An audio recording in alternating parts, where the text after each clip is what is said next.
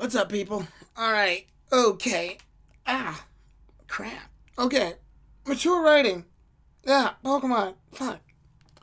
Hey, how's it going? Mind Boy, Charizard, Aqua. Mind Boy, Charizard, Aqua, Red Dragon. I'm gonna check my phone to see who else is here. Give me a second. Well, see how many people are here, I guess. Okay, we got 11. We got 11. We got 11 on Jump. We got 11. So that's what's up. All right. So obviously this is a topic that I guess when I talked about it at first, because I believe the first time this topic was ever actually tackled, I want to say was during the. Oh, thanks, Lightning, for the host. Actually, I need to move that alert box so it goes up above that. There we go. There we go. At the first time I believe that this topic was tackled was during the Poke. It was that Poke. I want to say was it a Poke Tunes episode? I believe it was a Poke Tunes episode. It was one of the ones where for some reason the series decided to go into to crank it in gear and make like a really in-depth, really good world that's deep and just also happens to have Pokemon in it. And I thought that was really impressive. So obviously on the pod, I made the Nidoran girl one. Thank you. So I made the comment, we need Pokemon to have this level of mature writing. And apparently some people believed that for some reason that meant that Pokemon was not mature, or my ideals of what mature are this crazy ass, everybody's gotta cuss, make dick jokes, and bleed out, and it has to be for Adult Swim or something that's not, child friendly. So what I decided to do is obviously I put up 3. And the fourth one is obviously Pokemon Evolutions, which shows snippets. And this one, I put this picture up pretty much to show that Pokemon has the capability of mature writing. They just openly make the decision to not do it. But the other ones, obviously, you see here, Ruby, Gravity Falls, Avatar: The Last Airbender, all child-friendly shows. All of them cover child-friendly stuff. None of the characters on here overly curse. I think in Ruby, there's maybe a damn here or there, but they're not out just cussing like crazy. Gravity Falls and Avatar: The Last Airbender, and even to a lesser extent, Adventure Time, which I didn't put up on here, they all follow this basis. Now, obviously, you can make the argument, well, these are American animated series, but that's not an excuse. That's definitely not an excuse. In Japan, they've reached this level as well, with several other series that they have. A lot of anime that they have reaches this level. Hell, mature writing is a varied art. Like I said, writing in it is of itself is an art. And with an art, you have plenty of thousands of different ways to do it. And obviously, you can make the argument that art is interpreted by different people, but at the same time, universally, it's always been stated that, you see good artists versus bad artists. You see well-written stories versus terribly written stories. You have writing techniques, which also writing flaws. A writing technique in this situation would be world building, allowing the world that your character is in to come to life and breathe, whether it be in a small little nonsensical filler section. You could see I don't know, we'll use Avatar: The Last Airbender. If Momo went off and started crawling around and sees other animals, and he gets into a little fight with the other animals and then scurries away from the fight and gets back to Aang's shoulder as they're getting to the serious parts of the plot. That little section that we saw of Momo is world building. That is allowing the world to breathe. That is allowing us to be intimate with the story setting. So things like that. And not even just world building. Obviously, that was a writing technique. Now, a writing flaw would be a Mary Sue or a Gary Stu technique, where you make your character far too powerful for the situation that's required, and thus everyone praises the character for their abilities to be this good at a specific thing. You obviously want to avoid doing that, because when you do that, then you run the risk of the character having no flaws, making the character unrelatable. Shit like that. Yu-Gi-Oh! Did this in a very smart way by making Yami Yugi the Gary Stu. However, Little Yugi was to balance him out. Little Yugi is basically the representation of what Yami Yugi counteracts. Little Yugi wants to be like Yami Yugi. Strong, assertive, able to hold his own, able to have courage and determination. While Little Yugi holds empathy, sympathy, and the things that Yami Yugi sort of disregards because they believe they're a level of weakness. That turns a Gary Stu into a relatable character because now you have a character that wants to win at any cost, even at the sacrifice of things that make him human, that makes him relatable, that makes him realistic. The two come together obviously at the very end with Little Yugi becoming more confident, assertive, and better of himself, while Yami Yugi has become more compassionate. The two used each other and thus became better people for it. They took their downsides and became better as an ending result. That's a character development, using a character flaw or a written flaw in order to use the advantage in order to turn you better. You leave the series a different way than what you went in. Now, how does that relate to Pokemon? Well, nowadays, obviously, if we look at Pokemon, Ash Ketchum is more or less the exact same character he is going in, going out. Not really much difference. I mean, yeah, he's learned some things here and there that the series has sort of decided to carry over. I would say the most in-depth they decided to carry Ash over, to me personally, would be between Gens 1 through 3, and then a little bit of Gen 6 sort of helped bump up the level a little bit. And then after that, you can debatably say the other gens sort of just carry along this idea of what Ash is by default. And that being the character that loves Pokemon, does unexpected shit, and loves Pokemon battles and food. That at its core, that's the template of what Ash Ketchum is. That's kind of like where they've put him in this area. He's a 20-year-old character, and that's pretty much what happens with characters that are 20 years old. Their character traits at this point have no room for real level or growth unless they want to majorly change the writing style of the show. And that's what I talked about when I stated that this show needs to have more mature writing. In fact, the idea spurred way back in Best Wishes when episode N came out in Best Wishes. Reason being is because in episode N, we deal with a very pivotal character in Pokemon history. What I believe in the video games to be the most eye-opener character in Pokemon, which is, well, N. N covers a lot of different bases. His idealistics behind his character is that Pokemon are never meant to be captured in Pokeballs. Pokemon are meant to be friends with us. Pokemon are meant to be in the wild. And this battle setup that we've done, this organized level of sport and play, has otherwise entrapped Pokemon. It's made us entitled to Pokemon. Has made us basically the ones that own the Pokemon. And N says, no, we need to be alongside Pokemon, not Pokemon working for us for a beneficial gain. Most trainers go to the top in order to use their Pokemon to get better, to become more recognizable, to hold our value, our net worth, our overall status as a person goes up.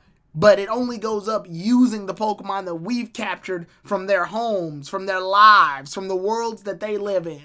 What N failed to realize, however, was that when we do this, it is a mutual beneficial partnership. The Pokemon are working alongside of us, not for us. The Pokemon that we capture strive in order to work and get better. The Pokemon that we capture are earning that fame with us because of the use of us being able to effectively use them in battle. But N didn't realize that. He was closed off to that level of culture. So it was his culture versus our culture, the trainers. And thus our ideals and truths clash towards the end. And in the end, when we win, because the game kind of forces us to, N realizes, wait a minute, Ghetsis has been treating me wrong this whole time. He's been using me as nothing more than a tool in order to get Pokemon liberated so that he can take the Pokemon his entire time. And in an ironic twist, he's been using humans the way I thought humans were using Pokemon, for a beneficial gain. I've only seen the ugly half of humans. I have not seen the half of humans that actually help Pokemon grow, just like Pokemon help us grow. And this trainer is an ending result. We started off the exact same. I was able to become a champion based on my ideals, and he was able to overthrow me based on his. We have the exact same setup. We even have the exact same legendary Pokemon-esque, kinda, with mine being Reshiram or Zekrom, and his being Zekrom or Reshiram. And our idealistic cultures were tied completely. We both started off in Accumula or whatever town that we started off in. However, in the end of the day, the better ideal won. That is mature writing. That is how you escalate the scale of what an otherwise regular-ass Pokemon RPG is supposed to be. Now, with that being said, I can ask this question very comfortably because I know the answer unanimously. When N was introduced into Pokemon the anime during episode N, did any of that come across during the series? And I'll wait for the answer. I will sit there and wait for it.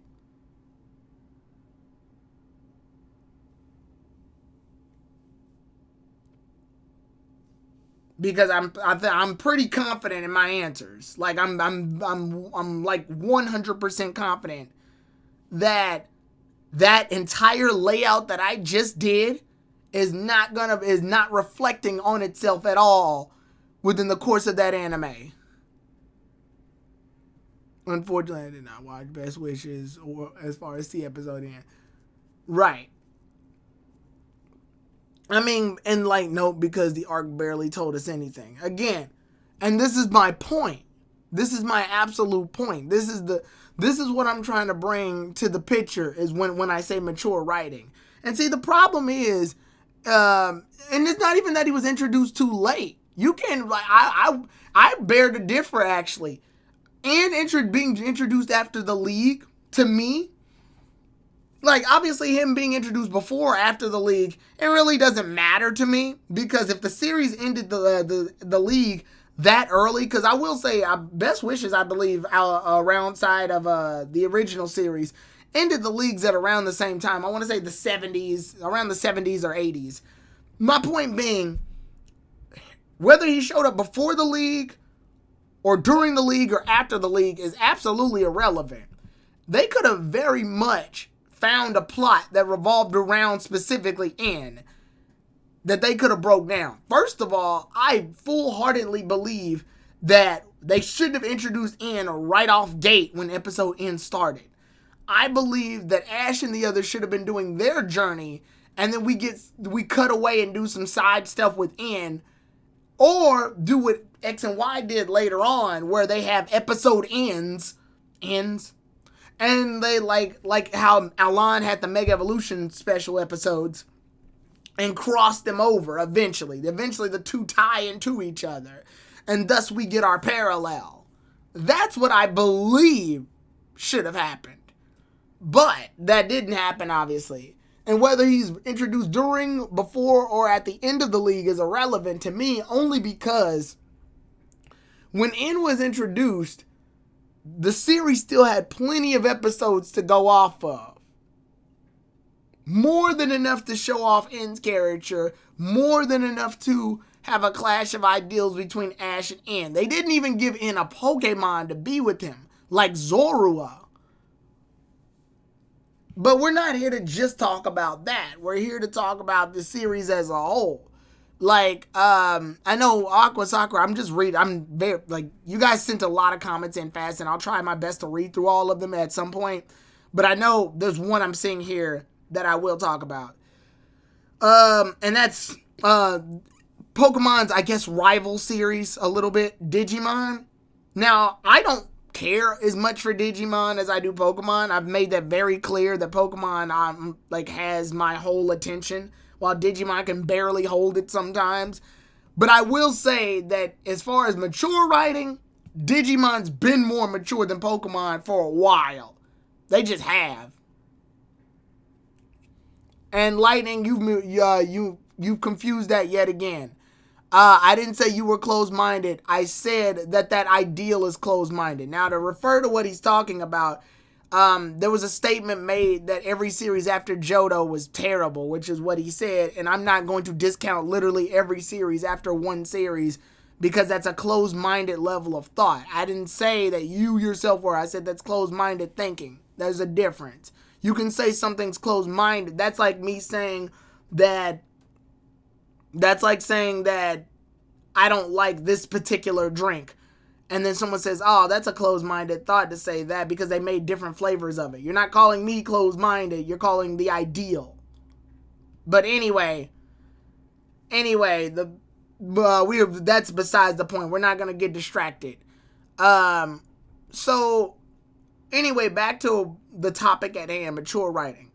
Now, a lot of you all are probably wondering, well, Tyrone, what exactly is mature writing? This is a concept that's thrown around a lot. Like, what is mature writing? What exactly dictates whether a show is maturely written or not? Well, we're going to look it up like we always do, because I like going behind facts. Facts to me are solid. Solid facts are usually what I stand behind, just so that we can have a level of understanding.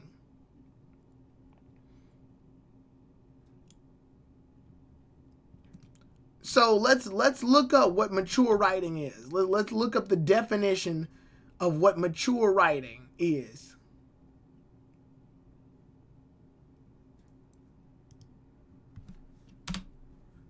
First off, before we even look that up, let's look up the word mature just in general. That way we have a basis of what we're going off of. Mature. Webster's dictionary defines mature as fully developed, physically full grown, having reached the most advanced stage in progress, or the scientific definition of an organism is completely physically mature. Okay, we don't need all that. All right, now that we've got a basis of what we're looking at, now let's look up mature writing, the narrative description for what mature writing is. So, English 109, a very popular site that's used for narrative writing, states that, let's see. Give me a second. We got to scroll down on this one. Oh, no, we won't use 109. Only because 109 is not giving us an actual definition. It's using examples. And obviously, if you guys don't know the definition yet, then there's no point in using the examples. All right, we'll use writershelpingwriters.net. It's a very popular website used by most college students, used in several universities. This is pretty much the literary site you would go to in this situation. Definition of mature writing: character traits or entry. Mature, a strong level of mental development or wisdom, often beyond one's years, right? Characters in literature, common portrayals, cliches to avoid. This is to avoid what you need to do in order to not have mature writing. The brainy teacher's pet, the haughty older siblings, neighbors, classmates who act better than everyone around them. Gary Stews and Mary Stews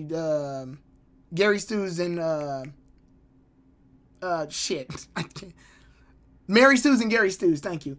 Better than anyone around them. The joyless endure adult or elder weighed down by responsibility, blah, blah, blah. Twist on the traditional mature characters. Maturity is a trait most main characters have to some degree because it helps them face challenges ahead.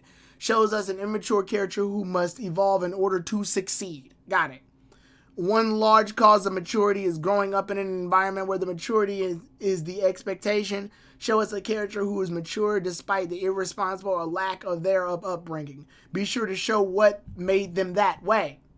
Build a worthy protagonist with a mix of unique strengths that will help them overcome obstacles and achieve meaningful goals. The sample, along with the rest of the character traits and entries, have been expanded in the book form.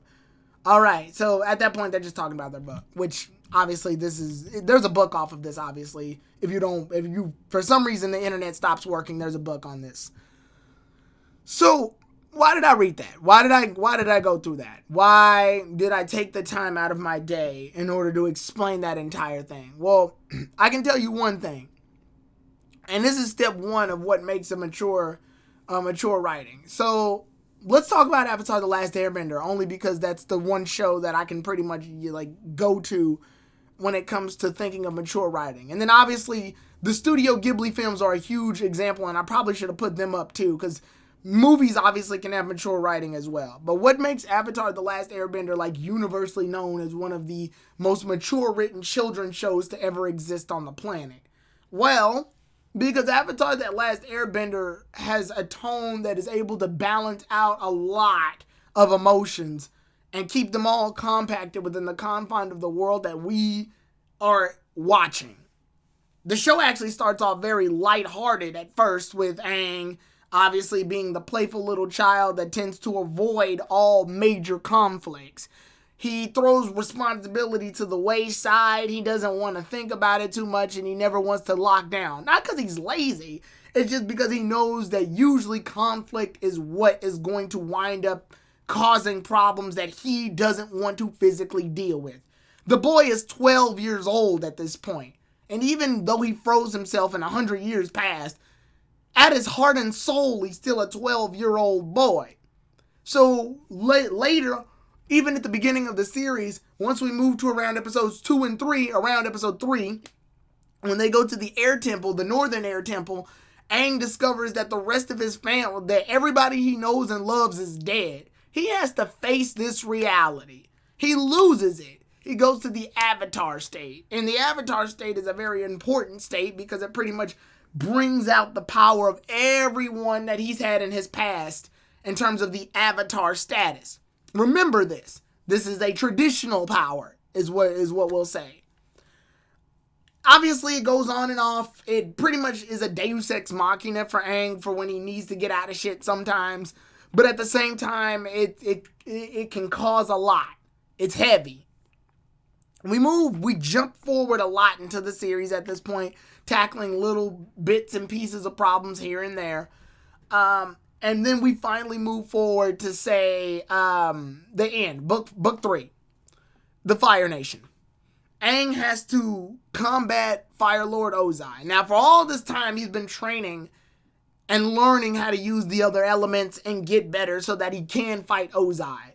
The issue here, though, is that he never stopped to think and realize, wait a minute, I'm going to have to kill Fire Lord Ozai. The rest of the characters in this show have not had to kill anyone. No one's, weirdly enough, Aang and his crew have never had to physically kill a character in the entirety of the show. The villains might have, but not the heroes for the most part. During all of this, Aang doesn't know how to confront this head on because this is the very problem he tried to avoid at the beginning of the series. He flew away from his responsibilities of being an avatar and froze himself because he didn't want to deal with this level of conflict. But now look at him. He's knee deep in it. He is in the muck of it all. And this problem isn't a problem that can just solve itself by them immobilizing the opponent hilariously by some weird tactic. No, Aang has to either kill Fire Lord Ozai. No, he has to kill Fire Lord Ozai. He can't even let this guy live because Ozai won't hesitate to kill Aang. And obviously, if he gets out of jail, he'll do this whole thing over again and we'll be back on the same conflict that we were at to begin with. So now we've reached a problem. Now we've reached something that the character has to focus on to make a major decision. This is mature writing. This right here allows us, the audience, to have a major conflict with the cornerstone of the series, and thus the nomenclature is now born. What will you do? You can't run anymore. This is it. In the end, Aang finds a way to compromise. A third answer. Because obviously killing him would require him to use the Avatar state and straight up kill Ozai. Which is what all the other avatars have pretty much had to do. Not kill their opponents, except for some of them. The Kyoshi, she fucking killed. She didn't give a shit. But the rest of the avatars didn't have to deal with this problem for the most part. So now Aang is not going to stick to a traditional way or his own passive way. He's grown. He's found a third alternative way in order to deal with this problem. And this isn't even talking about Zuko, because Zuko's the entire other half of the show. The show is taking time out of its day to focus on a whole nother character who got banished from his village, or got banished from his nation, for basically talking back and being insubordinate towards an overactive antagonist ruler. him fighting to get his honor back so he could gain what he lost, which was his ability to be prince of a nation, him confronting like someone who always was better than him and earned respect of the very person that banished him in the first place, his father, and his sister's the one he has to confront. And then after all of that, he finally finds a way of peace, joins the very person that he's been fighting and trying to capture this entire time, teaches him how to use firebending, and overcomes his major problems in Azula by teaming up with another character who grew just as much, debatably, as he has. And thus, he winds up becoming the Fire Lord. So not only does he leaves as a banished prince, but comes back as a king. This is mature writing. This is how you make a character leave, come back, and become better than what they were when they left. We can jump into other ones like in Gravity Falls, where the characters start off more or less as characters that pretty much go into this as a summer vacation situation. And then obviously Mabel gets so caught up in the idea of how much fun she's having that she's pretty much ready to break the world in order to keep it, throwing other people to the wayside. And Dipper has to like mold all this shit back together, but he can't do it himself. Mabel's pretty much the key to that. We already see this situation and this motif happen with their uncle, Uncle Stan, who along with his brother got into a back and forth, which caused them to pretty much separate themselves. The two coming together as a whole family and working together pretty much stops Armageddon at this point. This is how you do it. This is how you make every character, every environment, all the pieces come together perfectly for mature writing. We can go into Ruby's very briefly because Ruby's still going and I don't want to fuck anything up for people who haven't watched Ruby, but you should give it a shot. It's a pretty good story. I will say after the creator Monty Oum died, things got a little weird, but for the most part, Ruby as a character, Ruby Rose, the main protagonist, goes in wanting to be a huntress. A huntress is pretty much someone who, hunts animals, kills animals, does jobs for different people. She's like a bounty hunter, but one who kills monsters for the most part.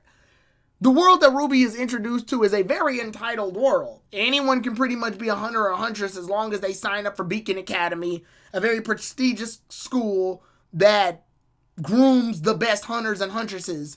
But reality starts to hit. And Ruby's the youngest member of the Beacon Academy area. She's the youngest enrolled. So she's going into this with all the happiness and enthusiasm that she could possibly go to. But then the world decides that it wants to turn itself on its ass based on decisions that other past characters made. And normally I don't like when the entire plot rests on that. But in this situation it works because Ruby's present problems, present protagonists, enemies that grew up or been in the same area as Ruby start to form together. And Ruby realizes that being a huntress wasn't going to be just, I can pretty much join Beacon Academy, kick ass, and become the best huntress ever. No. She gets hit with reality quick. Like pretty much after volume 4, she gets hit with reality. Like reality pretty much kicks in and the world starts to show its ugly side. At this point, she has to become better. Not just as a huntress or not just to show off a clout of being the best huntress. Now she has shit involved. Her family, her friends, everything's at risk. And if she doesn't do anything, people are going to die. Period. Now, does the threat of death always have to be in the spot in which a character makes mature writing, forces it to happen by life or death situations? Absolutely not. No. Mature writing can be very simple as far as what events can help you change yourself, make you evolve or develop or embrace the world and make the world a part of who you are. The character faces the world and becomes more a part of it rather than be distant to it or ahead of it. What's the one? I can't remember. It's not a Studio Ghibli movie, but it is the one movie. I think it's called Silent Voice. Yeah, that movie. That movie. The kids making fun of the. I can't remember the details 100, but I'm like on top of them a little bit. The one girl's deaf. There's like a girl that's deaf, and one of the main character, the kid, he ends up making fun of the deaf woman. And when he does that at the beginning, he's a little kid when he does Silent Voice. Thank you. The kid makes fun of the deaf woman or the deaf girl, and when he does, obviously, like she gets distant and she gets upset and everything. But she does like him, and they're just kids at this point. The two then start to get used to each other. They start to hang out with each other more. They start relying on each other more. Things evolve with them more. The world gets involved. It starts off with just them two. And then other characters start getting involved. Other characters become friends with them. They have their own little clique. The deaf girl ends up getting her feelings out more. She becomes more open. She gets closer to the main character. The main character gets closer to her. The two end up growing off of each other. They have conflicts. They have conflicts. They face problems. They grow. They evolve. They become better. And that's what happened. That is mature writing. There's no blood or guts or gore. There's no cussing. There's no dick jokes. There's no genitalia jokes. There's no overt amount of going blue, as you would, and they say in the comedy standpoint. And there's no edginess. A billion people don't get slaughtered or anything. It's literally just the characters in this, or it's more or less almost a slice of life. But they face a level of conflict that can be eternal, that causes these characters to make big or major decisions that shape out or change the outlook of the world. And I can safely say that Pokemon has not actually had to do that at all. They've had little bits and snippets and pieces where it kind of happens, but at its core, Pokemon has stayed in this little safe bubble for pretty much 20 plus years. They've stayed in this child-friendly safe bubble that doesn't have any room to really like express itself. And the only time I actually see them play around with this idea is during shorts and specials and little anime like 5-minute snippets, or this evolution special that's going on right now, or even in the Twilight Wings stuff that was introduced earlier last year, or this year. I think it was earlier last year. Yeah, Twilight Wings was earlier last year, I believe. Point being is that this is the only time we see this. This is the only time we step away from the very samey-esque formula. Because even though I will say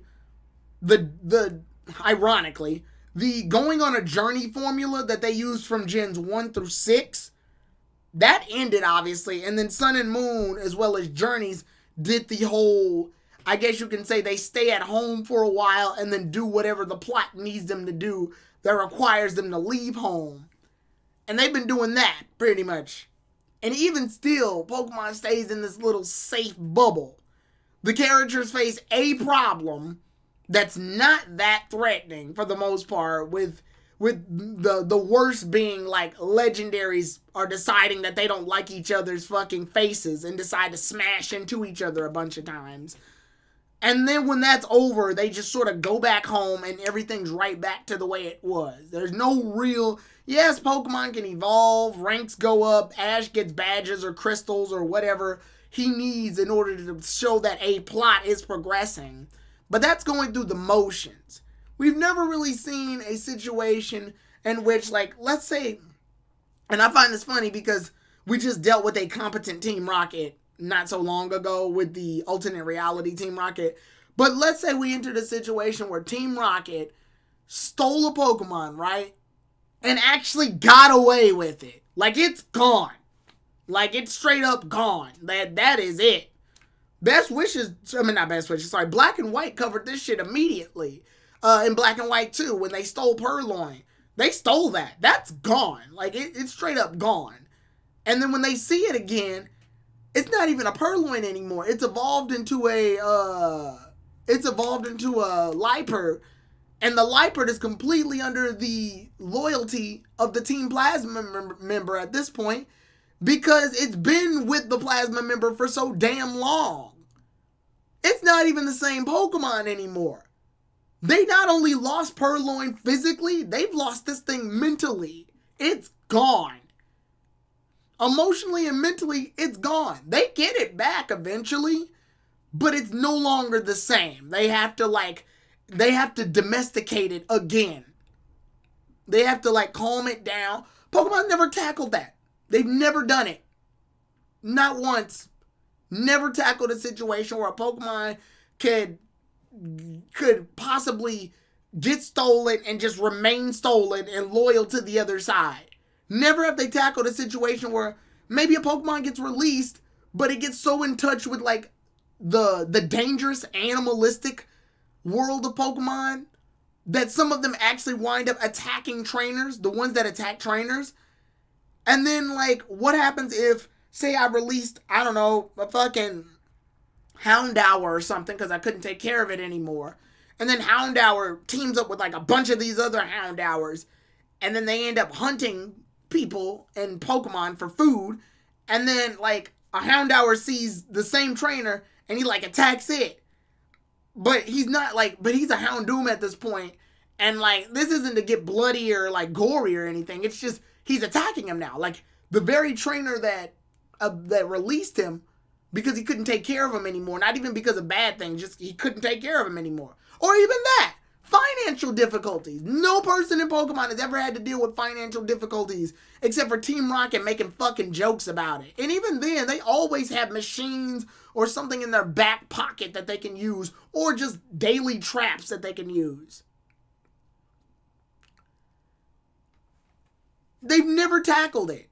And like I said, does Pokemon have to be edgy in order to be mature? Absolutely not. We can even take this a step further. What if a Pokemon winds up, not even just that. What if a person, they've tackled this a little bit in Twilight Wings, but they didn't really get into it. I wish the original series would do it. But I remember there was a situation where this kid was sick and he was watching Leon fight, and that encouraged him to write a letter out to Leon. They did it even in the games where Wally from Pokemon Emerald, he is way too sick to physically do stuff, but then he gets a Ralts and he winds up becoming a better trainer for it. And like I said, the series doesn't do any of this because it will require to break its safe bubble. The episodes, more or less in Pokemon, end the same way. All's well that ends well. And all's well that ends well is great when you want to have a middle or an end section, but it doesn't change anything. It stays, whenever things get too deep, it feels like they gotta reel it back.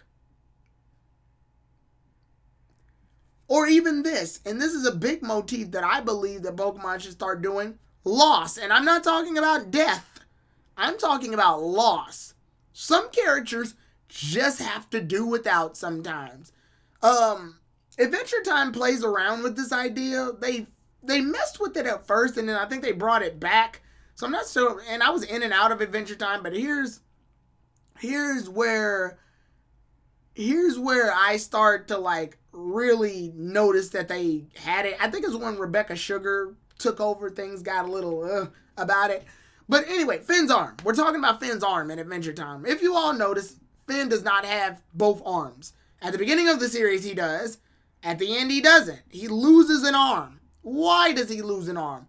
He loses an arm in the middle of the first time I see him lose an arm was when he was using the grass sword, and the grass sword pretty much became a part of him. So it stuck itself into him DNA-wise. And Finn was actually able to find a nice compromise, because at first, he didn't want the grass sword to pretty much just take over. But the grass sword obviously didn't want to be put up. So as a compromise, Finn just let the grass sword be a part of his arm. So whenever he needs it, it just came out. But then at one point, the conflict got so extreme where Finn's arm basically got ripped off, grass sword included. So he no longer had an arm. He just had a little stub. But then eventually the grass sword becomes its own person and winds up becoming a part of Finn and ends up becoming Fern. Because fern grass, that's pretty, yeah. But point being, and then obviously a bee comes in and like sticks itself and Finn gets his arm back. But then later he gets his arm hacked off again. Now, if things had been better, Finn should have probably just lost the arm and just never had it again. The point, because he winds up losing it. The point being is that Finn's arm being lost is not something that should be able to just come back. I mean, that bee thing fucked it up, but he winds up losing it again anyway, so it's fine. The point being is that loss is something Finn carries. It's a part of him. That is his permanent loss.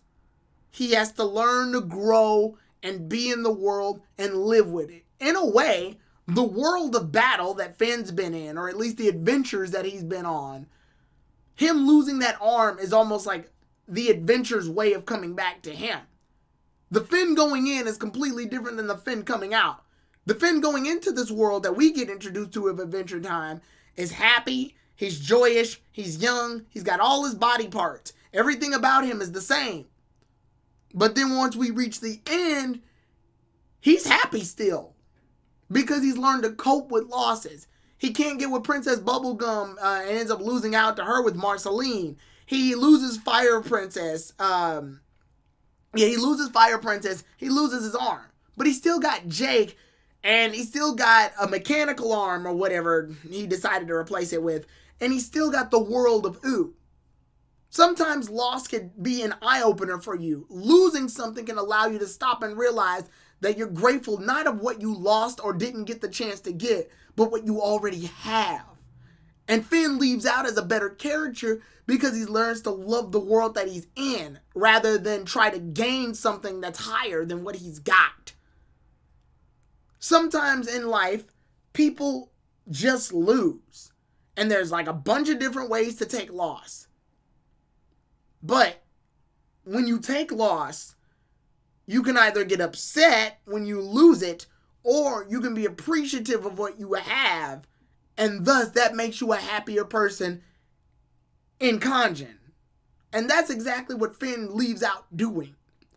And these are things that I'm talking about that Pokemon never really does. Ash releases Pokemon, yes, which is supposed to be a little tearjerker for us as the audience to go, damn, I remember when that Pokemon did these 4 things, or whatever. And then they release them, and then it's supposed to be sad.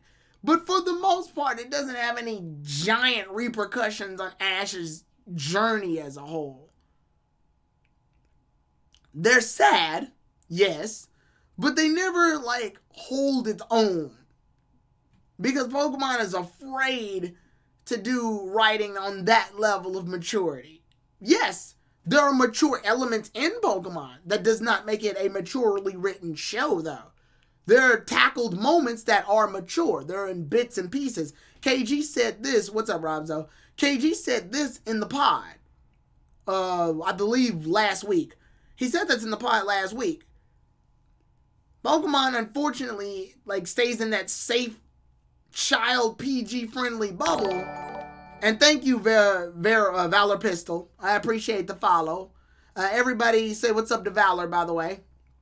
They stay in this safe bubble, but they never expand past it. And when they do, they reel it back real quick. As it go up, hold up, this is getting a little too deep. We're for children. Stop.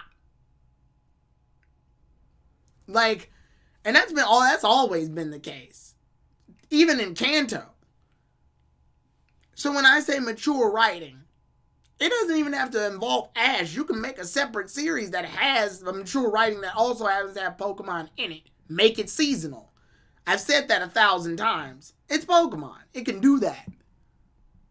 But at the same time, I've said this over and over, and I believe the problem that the community has when I say things like that is that they immediately jump to what they believe is mature in terms of writing, and they immediately jump. And and I'm not even blaming them for getting that triggered about that, because when you type in mature, let's say you type in mature animated shows, right?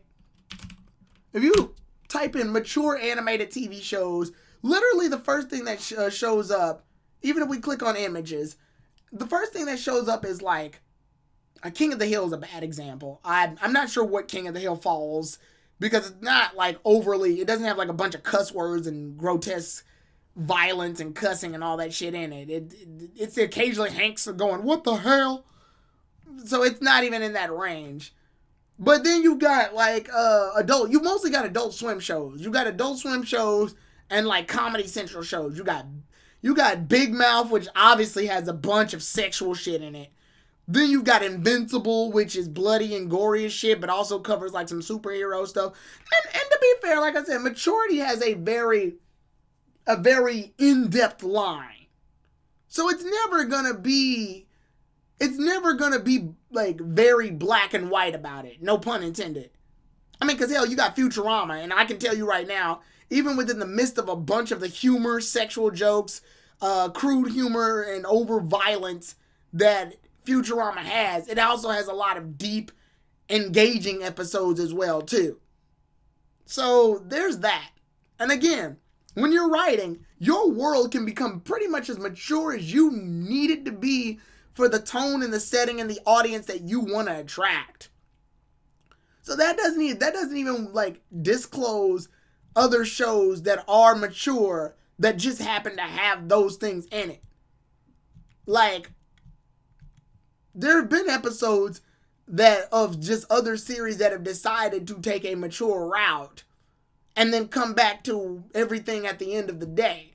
They tackled mature subjects, but again, like I said, because Pokemon is a series that's very not even a series, because Pokemon is a franchise that's very versatile, much like, you know how Mario can pretty much be in any video game and we would accept him pretty much no matter what? Pokemon has pretty much that exact same power.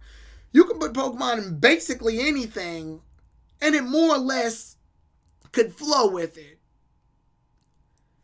So that's why I always stress that we can have a mature Pokemon series. I have no problem with children getting this series of Pokemon. And I want to point that out too. Not even just like children, because the problem we also do is that we section it off and say it's for kids. That's unfair to the kids. Again, I was a child when I watched Avatar: The Last Airbender. I wasn't a child when I watched Gravity Falls and Ruby, obviously. I was an adult at that point. But there are shows that have been on that level of maturity before.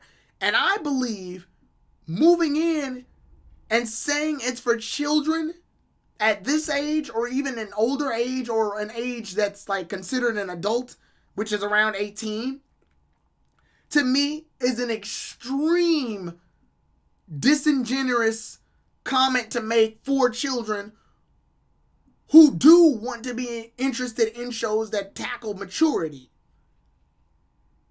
Because that immediately spaces the children off into this section of, hey, this show is mature, you wouldn't understand it. Kids are like sponges. They absorb what's around them. So if you show them a cartoon that can be both lighthearted, family-friendly, and tackle mature subjects, then that means the child will grow up and be able to comprehend it. It's just like if I had a baby, right? And the baby was born in the US, but it's a baby, so it can't talk. If I put the baby in like like Portugal, and the only thing the baby's heard at this point is Portuguese language, guess what that baby's gonna come back speaking? Portuguese! Because that's all he's been exposed, he or she or it has been exposed to. So naturally, if you go somewhere and expose somebody to something, humans adapt. They evolve, they grow, they get better. Or they grow and they adapt and they learn what's around them. So it's an insult to me, or not even to me, it's an insult to a generation after us or a generation below us or whatever you want to call, to say, oh, this is for children, or oh, that's a kid show, or like, because yes, The target demographic can definitely be for children. But at the same time, if the writing is mature and is still family friendly, and they happen to watch it and they grow and learn the messages or comprehend what's going on, then obviously the mature writing knows no age. Mature writing spans beyond everything. And again, it's very easy. That's why, looking at it now, even after I made the comment that Pokemon needs more mature writing, it's very clear now why I understand that everybody immediately was triggered, or a lot of people were immediately triggered by the comment that I made for that. Like, at first I was like taken back by, all these people just don't understand. But no, I even have grown up myself and stopped and realized, hold on. I can see why they would make this. Everything that we've been exposed to usually is taken on a surface value. Surface value meaning that once you look at it, you get what you calls it as you sees it, and thus people are immediately saying, oh, you're saying it's not mature because it's not bloody or gory or has a bunch of sex jokes in it and blah, blah, blah, and you need to be not so close-minded. And I got it. I got it. Makes sense. Makes perfect sense why you would say that, because in this idealistic world that we have, it's either right or wrong, when obviously there's more to it than that. I'm clearly seeing things in the more in-depth mindset of, I'm talking about how you present the entirety of its series as its whole, rather than what's taken at surface value for the surface general public's definition of mature. The general public's definition, or the urban definition of mature writing in this case, would be to make a series that has all this edgy, dark shit in it with blood, cussing, and violence. What if Ash turned evil and joined Team Rocket and ended up cussing out all his friends, and Pikachu's fur turns black and it ends up shocking everybody, and that's fanficky, obviously. And it's dark, but it's not necessarily mature.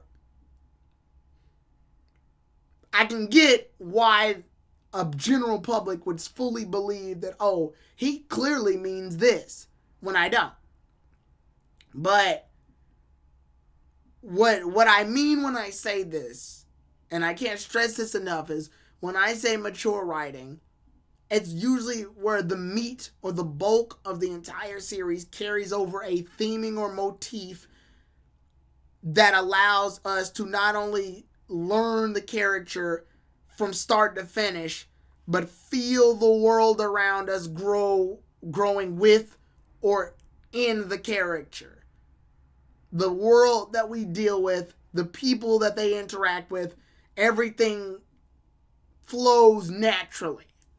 And there's a lot of things that the casual Pokemon series does not do that even the other Pokemon series has taken the time to do to help make sure that level of maturity happens. There's consequences to actions. There's overarching changes to the world around us. Nothing remains the same. The world in and of itself has more of a disclosed interaction versus the characters sort of doing something, and that suddenly changes the world. In this series of Pokemon, it feels like nothing really happens until Ash, Go, and the others decide that they need to go to that area to make it happen. Nothing changes. Most characters, if they're off-screen, remain more or less the same. Nothing has carried over for real, unless it's finally time to do it. Hell, if you could ask me what's the major accomplishment we've seen so far, Ash getting a championship in the league doesn't even feel like one of them, because by the time he gets it and moves on, that's just it. And obviously I know that him sporting that he's a champion wouldn't really benefit this series much, but they've never really done anything to make his role as champion any more important than him getting runner-up in Kalos or getting top 4 in Diamond and Pearl. Why? Because we've never even faced a situation where Ash is Ash is the champion, and because he's the champion, he's allowed to do this, or something happens that carries that title over. People aren't, like, I want to point out what I believe that people are misdirectly mad at. People keep saying, oh, they never mentioned that Ash is the champion or whatever. That's not the issue. That's never been the issue. People aren't mad that Ash hasn't been mentioned as the champion a lot in Journeys. They're mad that the champion status doesn't do anything. That's what they're mad at. That's where the anger is. You know how, like, we'll go back to Avatar again. You know how the basis of the plan in Avatar The Last Airbender was for Aang to learn all 4 elements. Well, he already knows air, but he has to learn the other 3 elements: water, earth, fire. And then once he has all those elements under his belt, he can fight Fire Lord Ozai, right? And Aang, for the most part, was down for this plan because it involved him traveling around the world, getting to see the things that he didn't get to see as a kid. As a kid, these things were thrusted upon him all at once, and he couldn't handle the responsibilities. Here, he escapes all of that responsibility, goes with them to learn the elements, but is slowly in the back of his mind realizing that the closer we get to this, the more I have to deal with the problem that I'm running away from. That's why it works. Whereas in Pokemon, once Ash gets his badges, he enters a tournament, the league goes in, and then it's over. And then we move on as if it didn't happen. Sometimes he gets a higher rank, but even if he's got champion status, the champion status doesn't exactly do anything because they know they can't afford for it to. If it does something, then that requires the series to have to do something. That means the writers have to do something. Well, oh shit, we can't do anymore. But we know people are going to get mad and ratings are going to drop if we don't have him be champion. But now we have a rank that we can't do anything with. It's almost like it's almost like getting a promotion at a job. But once you get the promotion at the job, you're getting paid the same rate. You're getting no benefits, and you're doing the exact same work you were doing when you were in the job before. You're a regular worker, but you've been upgraded to Assistant Operations Productions Manager, which does the exact same thing as regular hired worker. They can't do anything with it, because if they do something with it, it requires Ash's character to progress. People make the joke that Ash doesn't age, which in reality is a funny joke, but at the exact same time, it also complements my point of non-mature writing. It means he has nothing to gain from his years. Even if he does, it's more or less just tacked on as like a little trait that helps him realize, like, oh, that's right, he's been doing this for a little bit. But nothing that's ever shown that Ash has been doing this journey for years.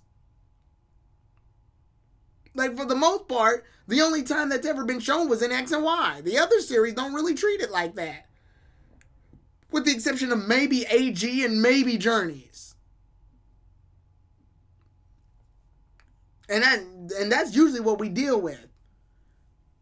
And now that we're within this hour, I want to like do what we usually do within the first hour of this.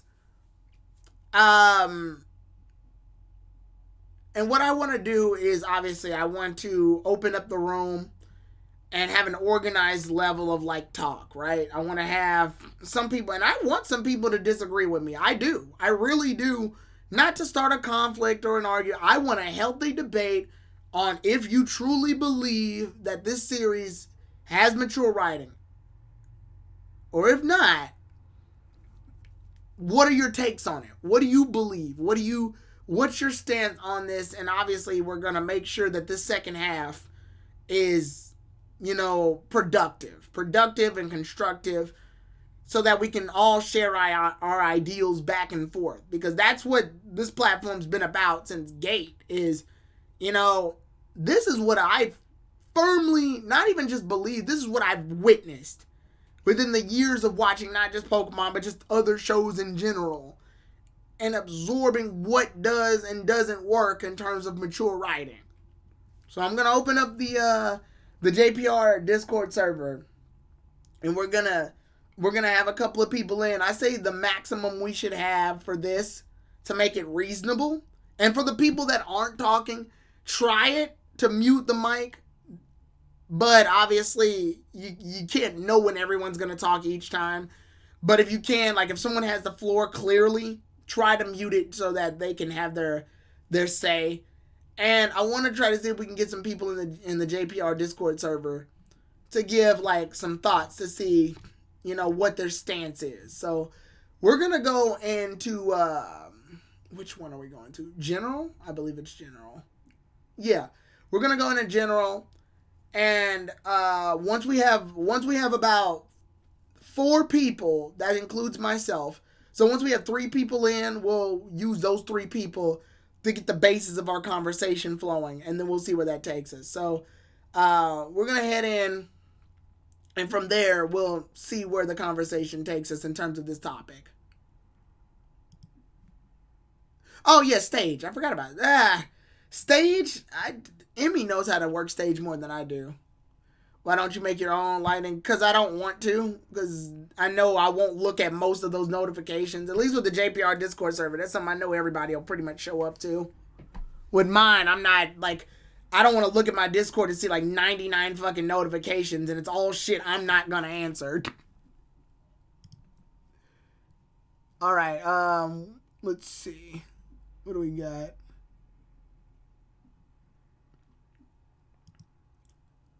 I can try stage. The problem is with stage. Okay, we're gonna try stage and see what happens. But obviously, Emmy knows how to run stage better than I do, so I don't know who. I don't even know the first thing about how to run this. I don't Discord as much as they do. Let's see. I see lighting and Coral Blitzer in there. We can fit about 2 more people. If it's stage, we can fit about 2 more people. But obviously, you would need to give everybody a shot here. And then how do you determine who? I guess you got to click the request to speak button, and then I can click on them, and then we can talk to them like that, I'm guessing. I don't know. So yeah, in the JPR Discord server, if you all, so far we have just me, Coral, and Lightning. Let's see. And yep, and to make it organized, I guess we'll give them I'll give you guys a certain amount of time, and then I'll move on to the next person.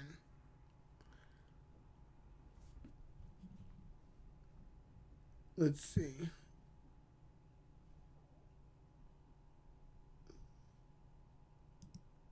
Okay, yeah. We've got it open. Yeah, we've got stage open, but we don't have any more people. I guess we'll just use Lighting and Coral since they're the only ones to step up. We're going to do Lighting first, and then we'll move to Coral. Only because Coral, you've spoken on this platform many a times. So to be fair, we'll just go ahead and tackle one person, and then we'll move on. All right, so how do we get people to talk on here?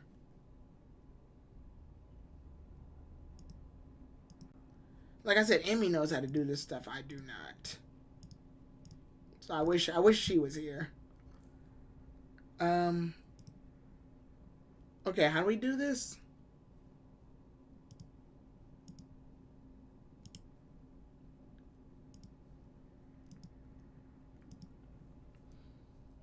Let's see.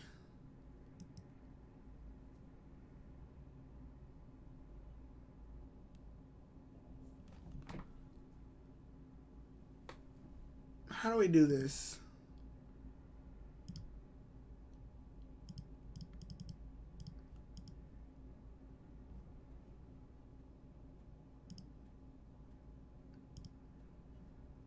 Okay, we got requests to speak, but I don't know how to actually have them speak.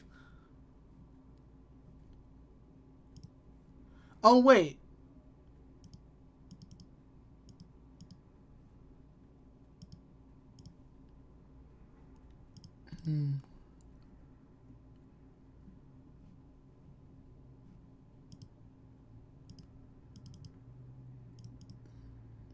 What is... Yeah, I don't know how to... See, that's why I didn't use stage. We can hop to general, and then that'll be easier. Because, like I said, I don't know how to do this stage stuff. You have to authorize. Do I not have the ability to? Yeah, we'll just hop in general.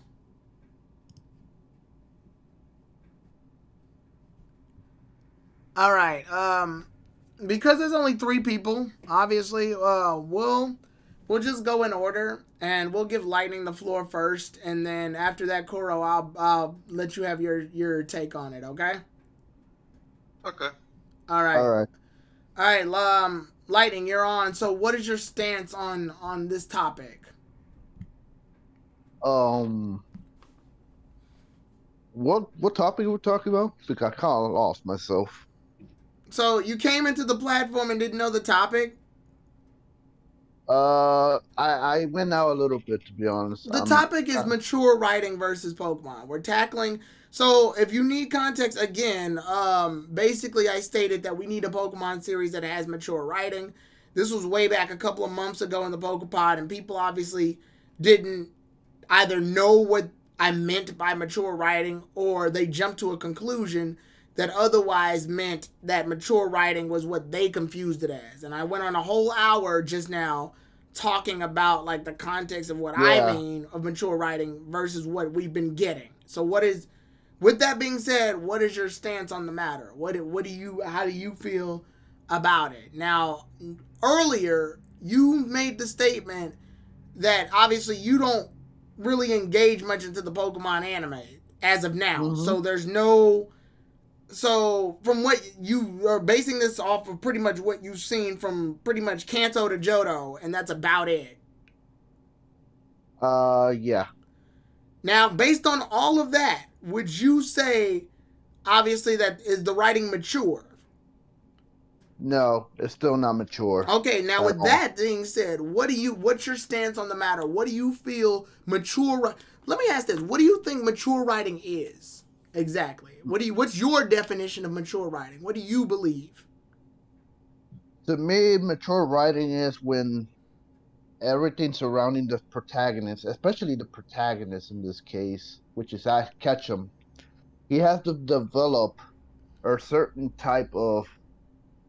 It's like it's hard to explain. Like it's like going to different types of roads, and then you see Ash just going one of these roads, and unfortunately, in this situation where we are now, and this is me not watching the anime series because, but basically from what other people have told me about the series, especially you guys, Tyrone, Terrell, KG. I'm sorry for the plugs, first of all. Second, the every time I hear that this is going on in each series, et cetera, etc., it's always the same thing. It's never really progress for Ash Ketchum. It's always the same thing going on, and then when the end of the series ends, a new series begins, and boom, we're back at square one. And in case of Sun and Moon and Journeys, I heard that it's a little bit different, but it almost feels the same way, if you know what I mean. So my stance on mature writing in this case will have to be just remove Ash completely because as much as a lot of people love Ash, and I've seen that a lot. A lot of people love Ash to death to the point where they just harass me for some reason. They just don't agree with me at all, so which is fine. But to me, in my opinion, Ash has overstayed his welcome way too much, and unfortunately, there's nothing you could do with him that can mature him because they are in this bubble, like you said, Tyrone, where they're in this bubble where they don't want him to develop because they are in this bubble of, oh, we want to keep him safe because we don't want him to grow because we want the kids to enjoy the series with this character. And unfortunately, I feel like kids even this day they feel like it doesn't like they move on to other series like Yu-Gi-Oh, like other shonen series because you see development on those characters. And when they go back to see Pokemon, they see the same character and they don't see any difference. So that's why you see a lot of people just prefer Yu-Gi-Oh or prefer Rayblade or prefer Duel Masters, because they see a lot of development on those characters and they're different. That's the one thing that Pokemon has never done is I mean, they do it in the video games, but in the anime, they don't do it, unfortunately. So to make matters, a little bit short for me, for you guys, because I feel like I've talked too much. So in this case, remove Ash completely and have like I mean, the manga is doing it, but have it in the anime where every character is new and they could develop more that character into, you know, in a mature way, if you know what I mean, and having go through different conflicts and take a risk. Like that's what the one thing that the series needs is they need to take a risk, whether a Pokemon dies or a Pokemon gets kidnapped by a certain Team Rocket or Team Galactic, whatever, whatever kind of evil organization. Have that, and have that journey like be as hard as possible. Don't do what they did with, like, I mean, nowadays I think Pokemon can do battles better, but the OG, oh my god, the OG, don't get me started. Like the OGs was just, oh, we're gonna battle and Ash gets the badge because he did something heroic, and I'm just like, it's so dumb. I don't want that at all, but I know Pokemon has done better nowadays. So in my stance, to me, mature writing is having different characters and giving them their own situations in that region, in that gym, and have them suffer a bit, take a risk. That's the thing that Pokemon never does, is take a risk. And from there on, if they win a champion, good, won the championship. If they didn't, no problem. Why? Because it's a different take of a different character. It's not the same as seeing Ash Ketchum winning or losing every series and nothing really happens. I prefer that over, like, I prefer, my take over what we've been seeing throughout the years. And still, a lot of people complain about that Ash haven't won a championship. Now he won it, and they still complaining that they're not doing anything with him. So, like, what's the point in this case? Well, I can tell you right now, I mean, the point, if you must ask, obviously. Pokemon, I've already stated it before back in an older Pokepod series, but in a Pokepod episode, that obviously Ash is a very marketable character, so they're not going to really let him go. Oh, And he's that's the very he's a very familiar character that people can look at and go, yeah, that's the protagonist of Pokemon. It's much easier to just have Ash as the main character than to make a whole new character off of Rip. Because then you would have to make the concept for that, and you would have to have the character do what literally Ash has already done. Like I said, one of the biggest moments I can think of off the top of my head are usually just bullet points of his journey. When he started his journey, when he got Pikachu, when he caught his first Pokemon, when he entered the Pokemon League and lost for the first time, when he beat Gary in the Johto League, and then when he came in fourth place in Diamond and Pearl, and then after that you've got oh yeah, and in Gen 3 I guess when he taught May, and then in Gen 4 when he came in top 4 in Diamond and Pearl. Gen 5 was trying to be a soft reset because they realized, oh, we need a whole new series, but we can't use a different character. Because at this point, the writers have made the assumption that the audience watching should be kids again because the kids that watched it originally have all grown up. So this is a reset point that we can make. But they realized that wasn't the case either, so they stuck with the character that they already used. But with the character that they already used came stuff that they already had. They know Ash, so obviously he has to be on Ash standards. So obviously Best Wishes got backlash. Then when they got backlash, they tried to correct the mistake in X and Y by making him overly competent. When they made him overly competent, people got upset that he ended up losing, but they knew that if he won, then Sun and Moon's story would get all screwed up because at this point Sun and Moon was already in the works. So to play it safe, they have to have him become at least runner up. mm-hmm. And that's to make Yeah. adjustments for the fact that not only was Sun and Moon coming out, but also before Sun and Moon came out, Oros came out. So it's, oh Mm-hmm. shit, we gotta adjust all of that. Then by the time they adjusted to that, Sun and Moon came around. Journeys was after Sun and Moon, so they knew they could afford to just screw around because Journeys doesn't have a Galar region or a Galar league. I mean, it has a region, but it doesn't have a league. So they can afford to pretty much throw caution to the wayside, and they don't want the backlash of what happened in X and Y. So to avoid that, they ended up making him champion. But they made him champion by name alone because they didn't want to do anything with it because the rank would require them to meet up with ranked standards. So they made the Pokemon World Championships to avoid this problem ultimately, because then anybody can enter the World Championships no matter what your ranking is as a Pokemon trainer. It's the play it safe game, and the best part is that they don't have to be consistent about it because the championships happens pretty much whenever you lock eyes with another trainer and decide, oh, I want my rank to go up today. So once you have all of that, that's what we're pretty much into the mold of right now because they know that they can't really go up from here. They got to move linear. They have to move sideways instead of linear. But obviously, Koro, you've been here for a bit, so I want to get your take on the matter. What do you feel about this topic and your stance on how this relates to the conversation we've been having up to this point? Well, so first and foremost, I do believe that Pokemon has mature writing. The problem is they are not consistent with it. Right. Because we see snippets of mature writing in Pokemon even since Generation 1. Case in point, the story of Mewtwo with Fuji, Amber, and Team Rocket. They grasped the topic of death in that movie.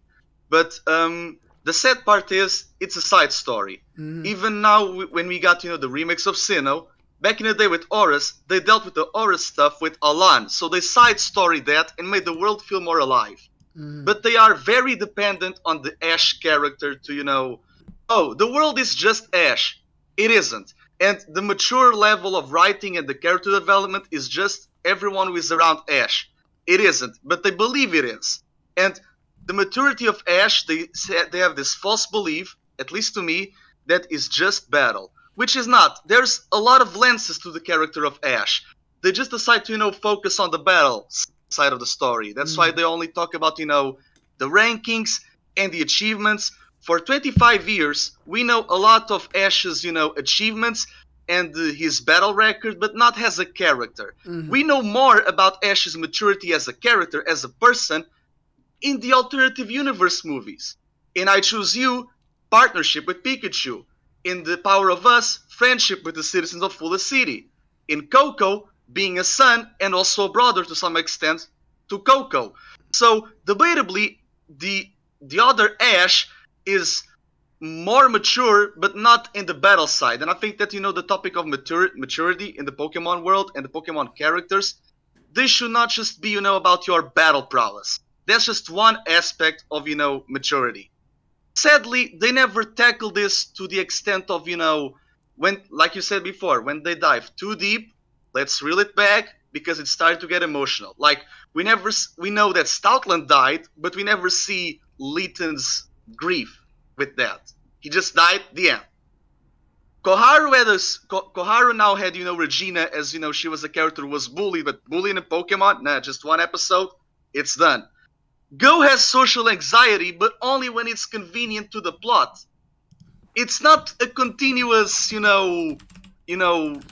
like they don't want to do the risk. They always like to be in that safe bubble because, no matter what Ash does, no matter who he travels with or what he captures or what he faces, he always has to, return to the status quo. And you have to agree with me, it's kind of like, the problem of it all, right? Because, we never see, Ash develop outside of what he got. And as you said before, the champion title meaningless. Is just word of the mouth, no more, no less. Because the Pokemon Journeys anime and the entire anime as a whole, since Best Wishes, they do a journey, restart. So as many believe, oh, why not use the manga or why not use a different character at this point? Because they always make Ash progress and return to stasis. So it feels very meaningless when his background. Because every time that we see the character of Ash, it's Ash. And it's Ash and Pikachu. And also Team Rocket. Continuity, no matter how much you try to ignore it, it's always attached to those characters.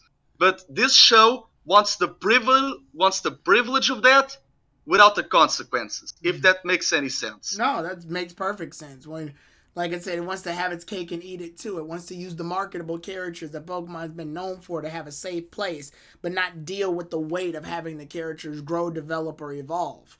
It's Yeah, literally the exact is literally what happens when you move in a linear progression, but you have a horizontal story. You have a yeah, horizontal setup with each region happening, with a bunch of things happening at the exact same time of each other, but you have your character moving in a linear stasis where they can only go up from here and they can't move anywhere outside of that. See, one of that's the why. things that I said when I said mature writing was also the world around it moving in tangent with the character, so that when the world develops, the character develops, or when the world develops, the character faces a situation that's similar to what they faced earlier in the world that they weren't prepared or ready for, that they can now take grasp of the situation and they know what to do. If I am, say, if I have a character that starts off using nothing but a weak ass sword in order to fight monsters, and then like by episode 100 they're using like a sword that is twice as strong as the one that they used before, and in addition they know all the great hiding spots in order to get away from the monster and attack it while it's vulnerable, what has taken over? Has the world become a part of that character in order to help develop them? Has the character matured and developed and evolved? Absolutely, because he knows the world that he's in now. He knows what is taking place in it, and we as the audience can relate to that because we saw it happen. We Yeah. don't see that Um, with Ash. We only see this show within the lens of Ash Ketchum and nothing more. And if he decides to go back to anywhere else, people crave the return of a character that otherwise isn't relevant at this point because they haven't been written to be developed to a certain point to where Ash can relate to them. Or to the very um, least, when they have, it's always out of tangent or explained through exposition what they've gone through rather than us knowing what they've gone it's through. tell it's tell don't show. Yeah. That's what they did with the character. Like, going on a side tangent here, Mm, like, because we have two companions return, right, in yeah. this show, this year at the very least. It was Iris and Dawn, two female companions who, in terms of character, they are nothing alike because their goals are completely opposites of one another. The Mm, difference is Iris just had one episode, but she got everything and more, and we don't see it. Dawn had four, but she continues to be in this stasis of, yeah, I do contests, but we cannot risk to show it because Diamond and Pearl had the whole premise of, top coordinator. After that, it's contest master, but they forgot. They most likely forgot Wallace too. Regardless, so they are inconsistent with that too, because Iris in one she gets everything, and Dawn in four she gets nothing. When I saw that image that you posted, not that you posted, but that you used for the last Poke Roundhouse. When I saw that image of Dawn's team, my thought process was, I wasn't mad that the team was the same. I was mad because Journey suffers from a thing that I like to see as slideshow syndrome. What you see is what you get. I'm not mad that she doesn't have Lopunny or Typhlosion. No, I'm just mad that what we see in this tweet from any Poke PR, it's everything that her team will get in this special. So why should I care, right? Why should we care? It's like, oh, it's the flashbacks. They return as JPEGs or thought bubbles. That's all they'll get. Don't get attached, people. And now people want Dawn a third time, and I'm like, oh my god. well, Going okay. on to the Let's. mature writing, like when Ash became a champion, my hope, delusional of course, was that they would make Ash feel like older. In episode 20, when he was teaching the kids in the orienting section with the guy with the meganium, it felt like Ash had snippets of older. But that implies that Ash is mature besides battling. Ash is not a philosopher like Alder. He doesn't have the age and or the wisdom to bestow that. They don't even want for him to be a mentor to Go and Koharu, even though he should. Like, you see the potential there, but they never tackle it because it implies that Ash has to grow. Well, let's and like I said before, let's dive into, and one of the main things. This is why I kind of wanted more people to show up on the Discord server, was because again, this was supposed to be a very controversial subject. Where when I said this the first time, I saw that a lot of people were not happy with that comment at all. I saw it on Twitter a million times, and I looked at it and I got retweeted and criticized for it. And that's fine. Constructive criticism is great to me because it allows me to become better as a content creator, just in general. But a lot of people were very upset with my comment. Some people agreed with me, but some people were upset with my comment of saying that Pokemon needs to have more mature writing. I didn't even say it didn't have mature writing. I said it needs to have more. Why do you believe that that was the comment that finally got people to go up in arms? For the people that disagree, why do you believe? And I'm gonna ask Lightning this, and then I'm gonna pop back to you, Koro.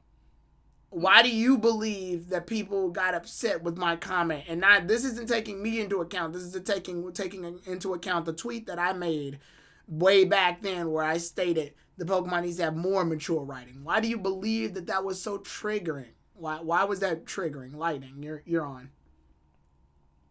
Well, in this case, I guess it has to do with, like, I've been saying it before, but just in case people don't know, I think the fan base has a lot of bias towards Ash Ketchum and how he is, as a character right now, which is unfortunately like a stasis of rebooting every time the new character and, doing the same thing over and over again in every gen.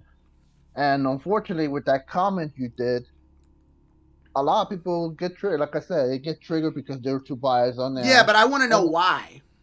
Why did they all get right, triggered?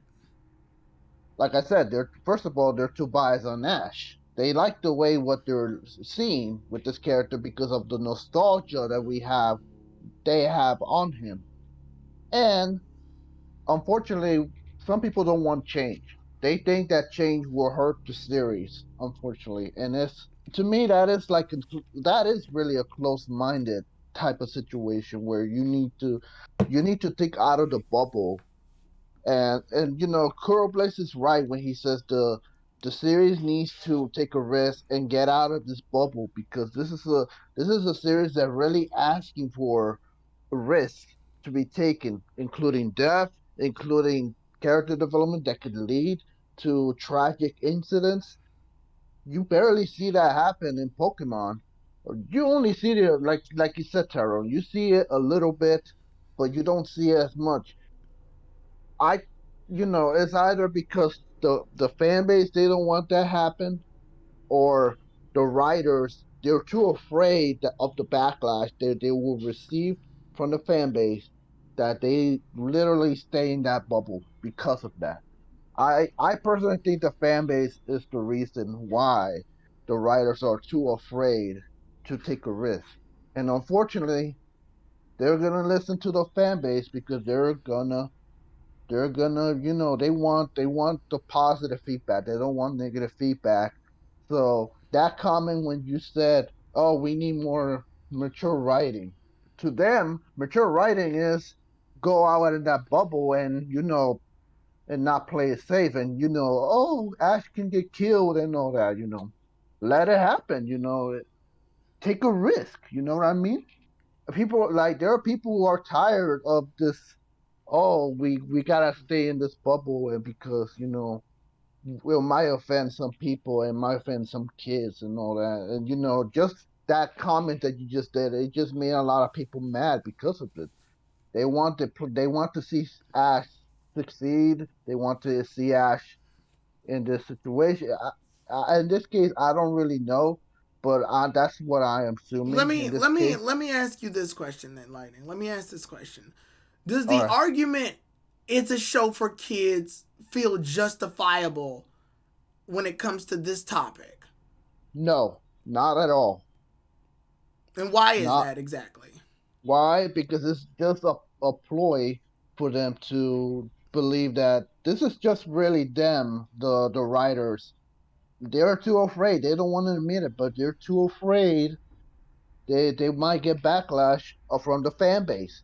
It doesn't matter if it's for kids or not. They're afraid of the fan base. They know that the fan base will go to extreme over a stupid thing. Like, I'm sorry for my language in there, but it is the fact that they do dumb things, complaining about so many dumb things throughout the series. They did that with Pokemon's Only Shield.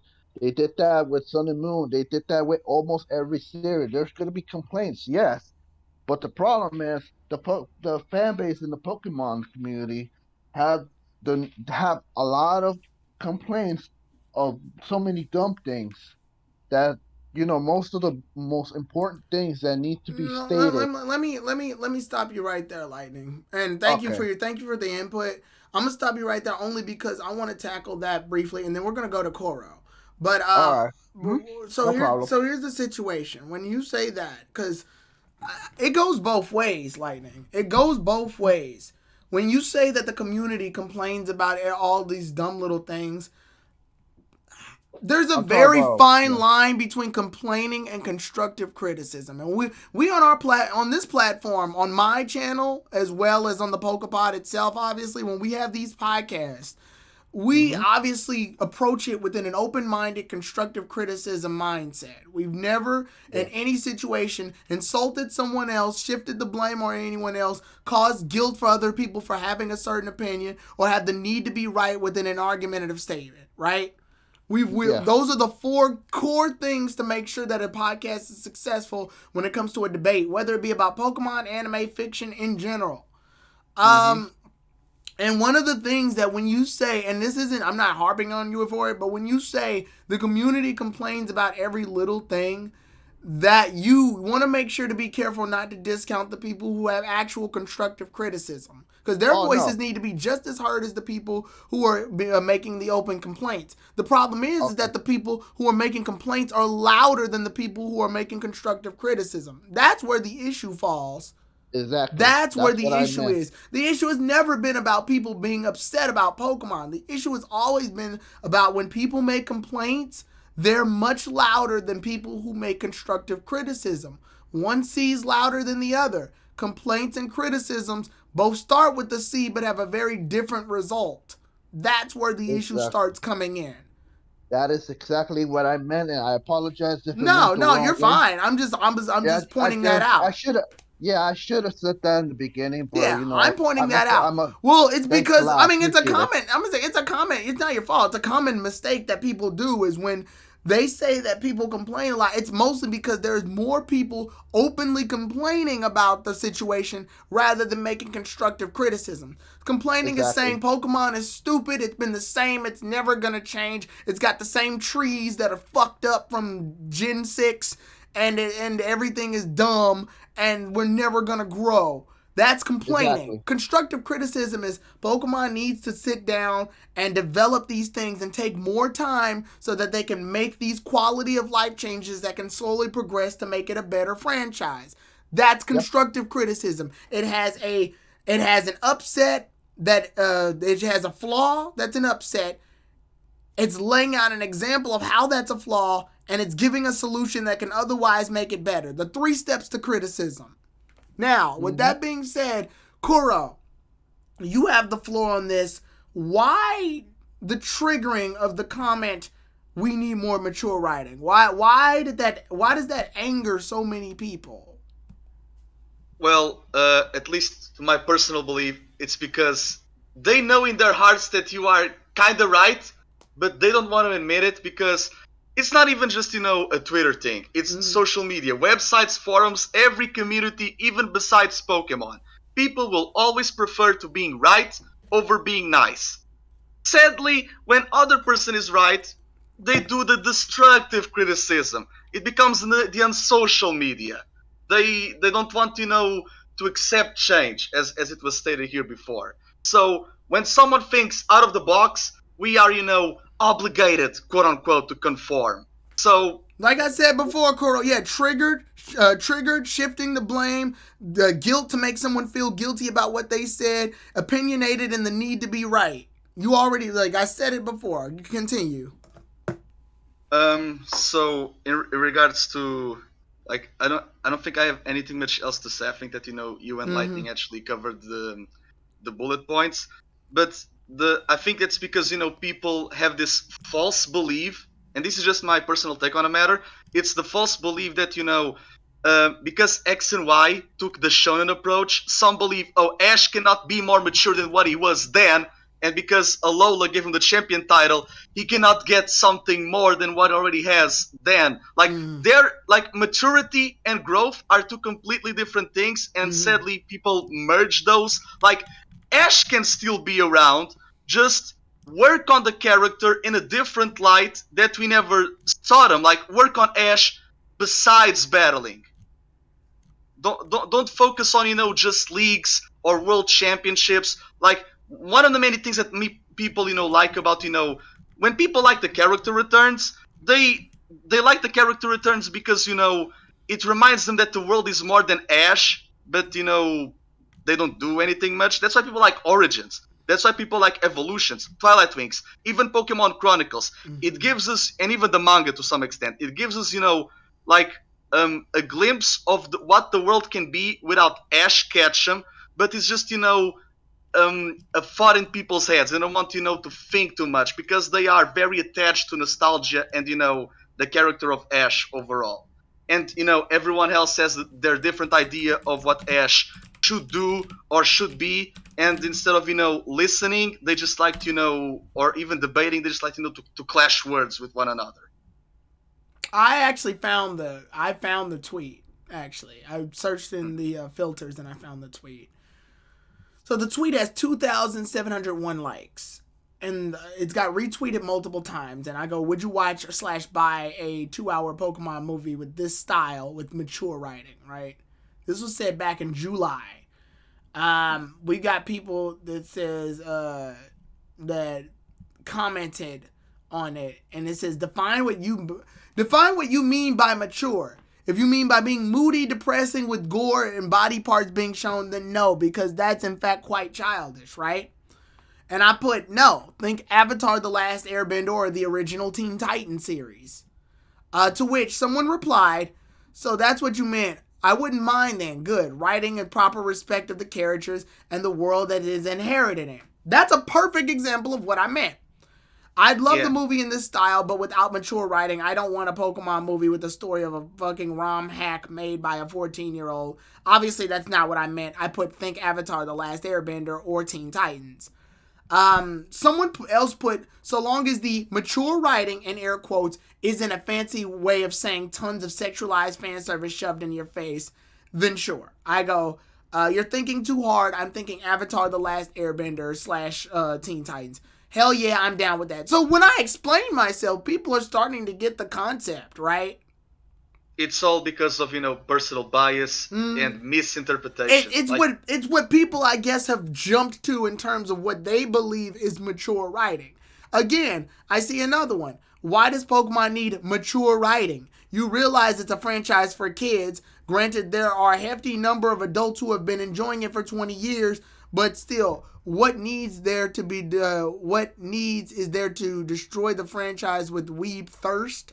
Okay, I don't that, know what that that, means. that that's a big fallacy because Pokemon is for kids. We have episodes dedicated to the adults of the Pokemon world. Tyrone, you ranked the Kikune episode a 10 out of 10 I because did. Pokemon is not just for kids. Like, it's relatable for all ages and Well, because demographics. the reason I ranked it a 10 was because I ranked it a 10 because it allowed us to finally see a world that has Pokemon in it, that uses it in a creative way to help absorb what the world of Pokemon would be like with these characters that have a conflict that's not even necessarily a world breaking conflict. The conflict was just that Koharu wanted this girl to see someone that wanted to see what was the professor's name? Kikuna. Kikuna. Yeah, Krisa. you just said it.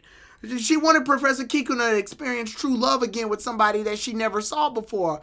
when in fact it was a joke. She just wanted to see the damn Psyduck. So it tackled hilarity, it got deeply emotional, and it got in depth and allowed us to fully absorb the world that we live in without the need to show blood, gore, violence, or sexual stuff, but allowed us to fully develop and mature. Koharu changes as a character because she's determined to do something that she doesn't even realize that she's getting into.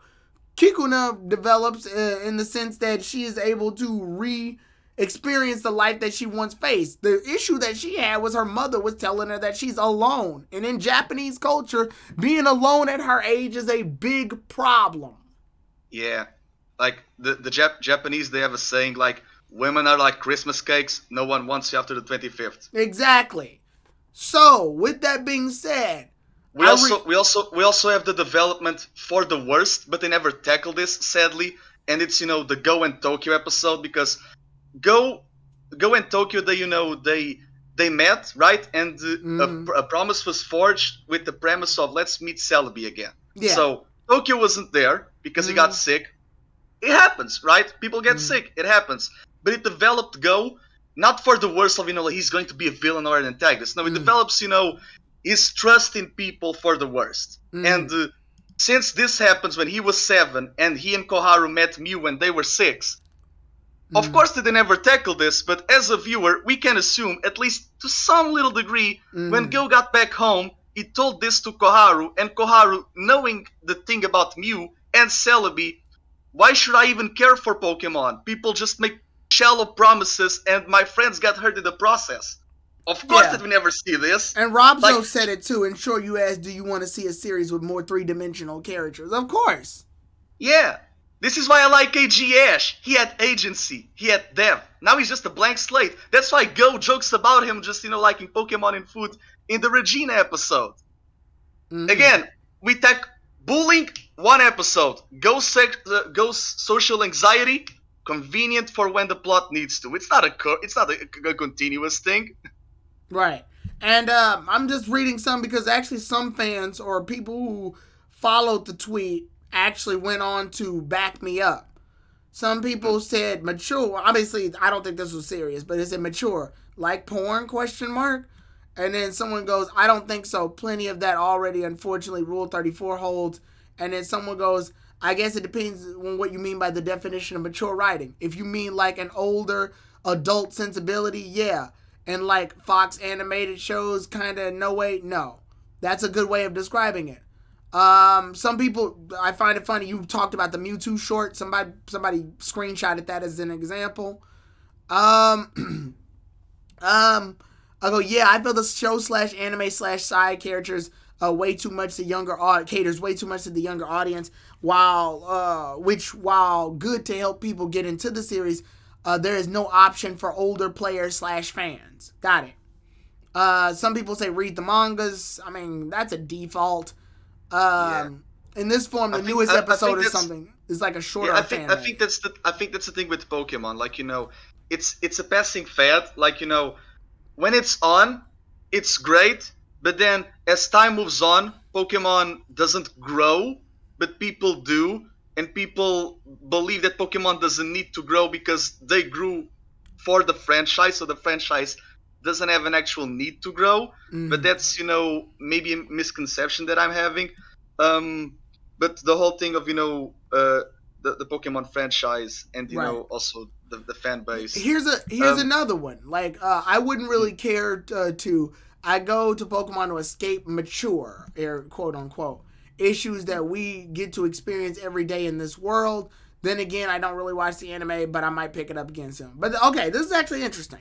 So when he says that, obviously we mean the real world. And obviously you can still go to you can go to fiction to escape reality. That is definitely what most people go to fiction for, is to escape the harshness of the real world and what we live in. But the best way to write a fiction is to make it relatable. It can be as silly as it wants to be.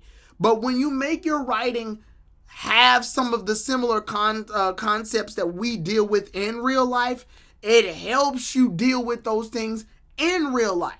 I'm pretty sure, and maybe this is just me going off on a whole mindset of my own, but I want to debatably say that some writings of fiction have influenced people to become better as people in some way, shape, or form just because they tackled a lesson or a conflict that someone has faced in a similar situation, but they didn't know how to handle it. I'm like 1,200% sure. I'm going to be completely honest. Yeah. Gravity Falls, I relate a lot with Deeper and Ford. Right. I grew up in the in between because Deeper is a teen, Ford is like like retirement age. I was like young adult, so I can relate to the two to some extent. Yeah. And of course, that people relate to Mabel and Wendy and other characters from other shows. There needs to be a sense of Yeah. So when you say relatability, believability, and replay so value. When you say when you say escape from mature, I mean you can't really escape from maturity. Maturity is inevitable. Like no one's immortal. No one is free from the consequences of aging.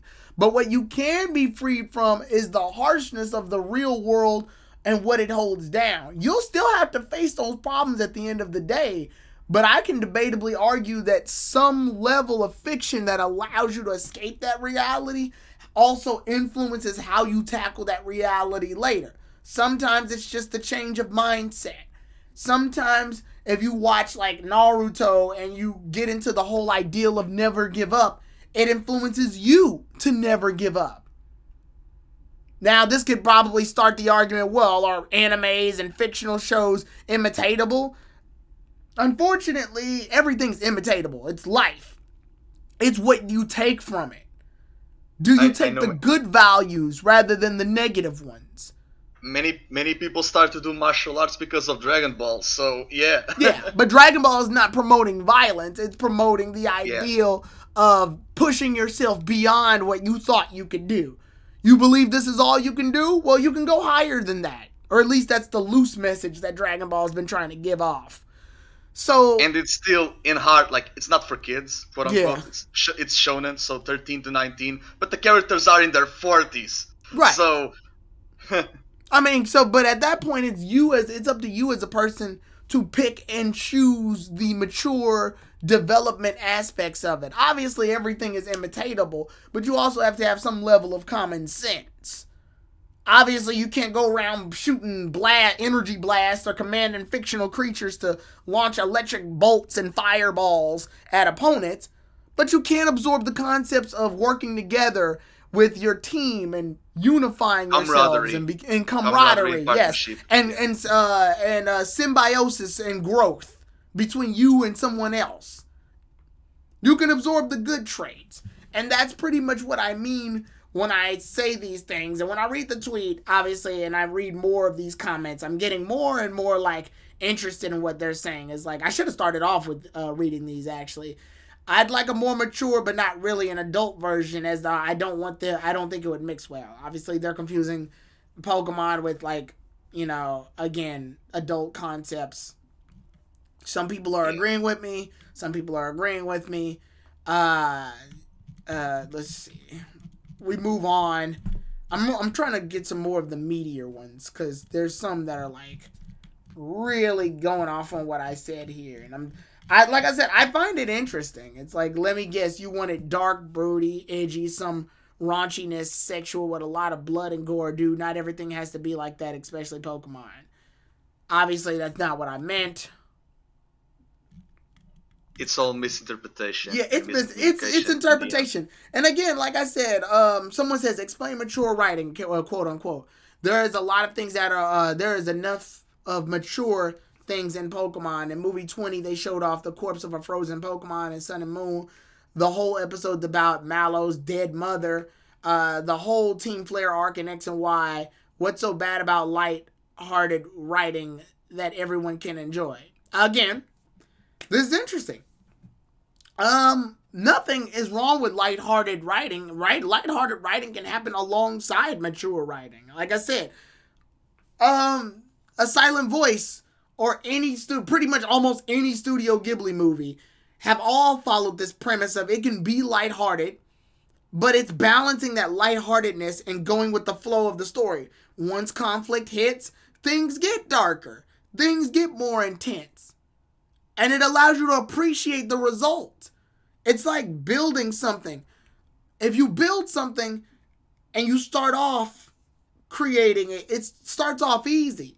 But then as you get more and more into your project, it gets harder to maintain because there's more things you got to figure out, which makes it all the more satisfying when you finally complete the project. When you're done with the project, you can look at it and go, I remember the good times, I remember the bad times of it. And Pokemon, unfortunately, keeps with that. We want to maintain that good feeling. So when conflict does happen, it happens, and then it's taken away so quickly that it's afraid that it's going to have to put in extra effort to make that conflict have results to it. Yeah, it feels very inorganic and disingenuous. Right. Case in point, the special we just had. Okay, and this tackles what Lightning said earlier. I'm telling you, if they just drop Ash and focus on someone new with really good writing and story, it would be such a big hit. They can make Eevee the main protagonist Pokemon for since it's been boosting in popularity recently. So that's going into Lightning's ideals, which means to change the character completely. And yes, that can and can't work. Changing the character to me is a flip of a coin. Because if it works really well, then it can move forward. But if it flops, then it'll get axed. Ash is getting a pass just no more than the reason of he's Ash, and people, even if you don't know what Pokemon is, kind of know who Ash is. Whereas a new character doesn't have that luxury. If something flops, then it just flops. And and Ash is already a legacy character. Like for example, in Dragon Ball, when like in the Buu saga, like we had Gohan and Goten, but then Goku returned, right? So they took the risk, but then they realized, okay, this doesn't work. Let's bring Goku back, right? So in terms of Pokemon, I already see many people because Go, right? The character of Go. Ash is a legacy character, and many people believe that Go it's going to become the successor. And the adventure with Go will not be as much great or impactful. They should do it with Ash's son. They should do it with Lake Kukui. And I'm here like, no, because if you sequelize the adventure of Ash, no matter who the protagonist is, if they have ties with Ash, they will be comparable to Ash 24/7. Case in point, when you watch Boruto, people don't care about Boruto. They care about adult Naruto.